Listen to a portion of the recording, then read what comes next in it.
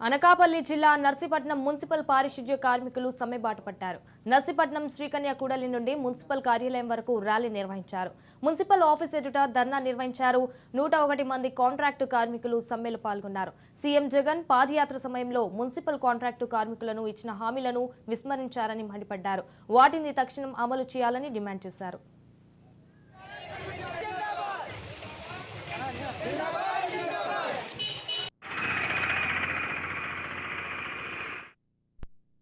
Narsipatnam municipal కార్మికులుగా ఈరోజు నిరవధిక సమ్మెకి దిగడం జరిగింది. సమాన పనికి సమాన వేతనం, కాంట్రాక్ట్ కార్మికులు పర్మనెంట్ చేయాలని, కరోనాలో తొలగించిన వాళ్ళని విధుల్లో తీసుకోవాలనే ప్రధానమైన డిమాండ్లతో సమ్మెకి వెళ్ళడం జరిగింది. సమ్మెకి వెళ్లే ముందు మేము సమ్మె నోటీస్ ఇచ్చాం. ప్రభుత్వం ఇప్పటికొచ్చి పరిష్కారానికి చొరవ చూపలేదు. కాబట్టి అనివార్య కారణంగా సమ్మెకి వెళ్తున్నాం.